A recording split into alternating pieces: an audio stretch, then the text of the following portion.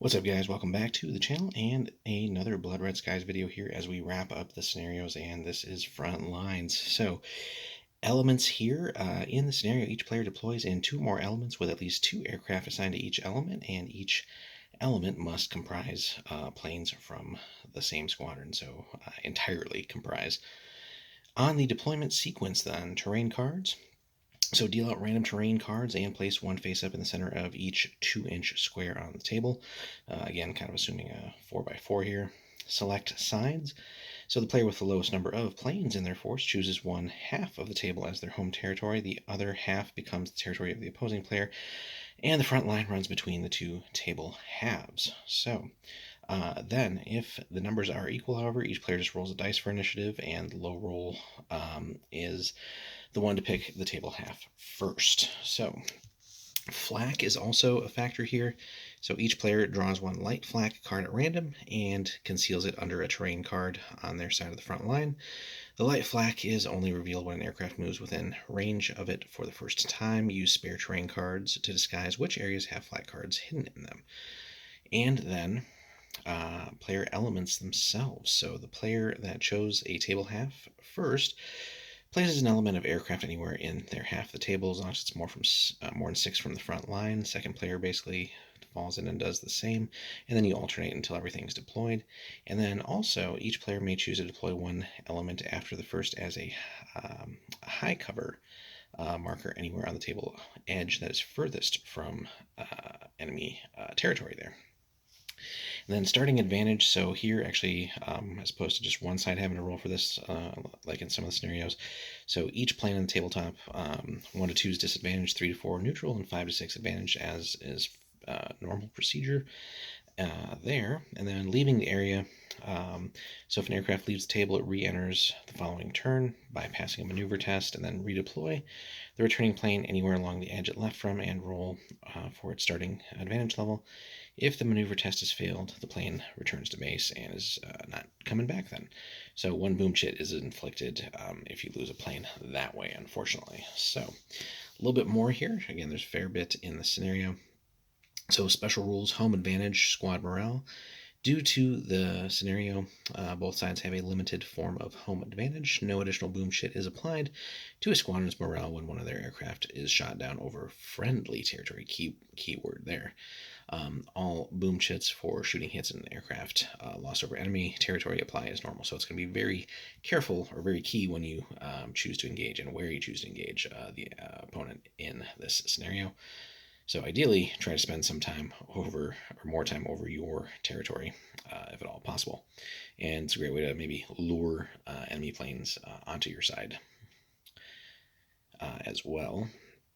So game length here. So play continues until all the opposing players' aircraft are shot down or break off due to squad morale. So fairly standard stuff there. And then victory. So both players gain victory points in the following manner. So one for each airplane you shoot down, one for each one shot down in enemy territory, and then each opposing squadron driven off is 3 victory points on top of all that. So, so while you might want to stay on your side of the battlefield as far as not getting extra boom chits or anything like that, you do kind of want to take the fight to the enemy. And down them in enemy territory. But again, you got to be very careful about how you go about that, and really, again, maximize the quality, not so much necessarily the quantity of your engagements, and work to drive off and deal with the enemy planes and flights as much as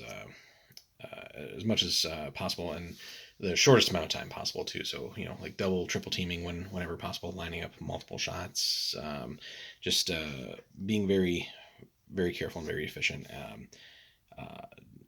once you're over enemy territory, and not setting yourself up for situations where your own planes are getting three multiple engagements in the same turn there. So eventually your luck will run out when you try to dodge things and so on and so forth.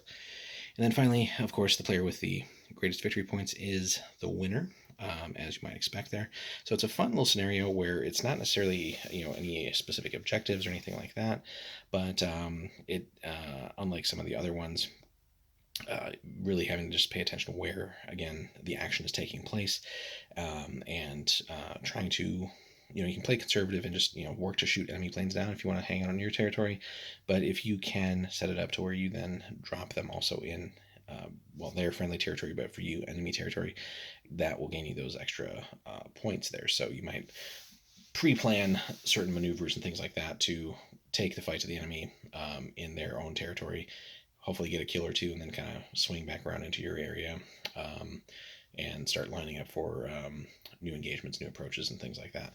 But what makes this scenario so much more fun as well, in addition to the different territories, is the potential for flak and just being careful of again where you're flying. So knowing where yours is, but again not knowing where the enemy one is, really just adds a little bit of fun and spice to this type of scenario. And you know if it's possible, you might try to lure an enemy over into your where your flak is, and just again hope to connect as much as possible with something like that. So certainly one that's worth playing in multiple iterations here. We're trying different things, different nations, combinations, early, mid, and late war. So just really should be fun and pretty fluid here, and just a great way to sort of wrap up and put a cap on the different scenarios so far for Blood Red Skies. Certainly, we'll probably get to see more once the relaunch happens with more Pacific theater action, and we'll see what else we get as the game progresses, and as maybe we get more late war variants and things like that for various nations. So hope you guys enjoyed our little look here at Frontlines. Let us know your experiences so far in playing Frontlines, and what was all involved there. Be happy to hear from you guys there.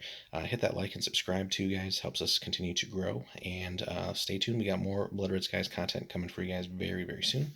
And we'll see you in the next one. Take care.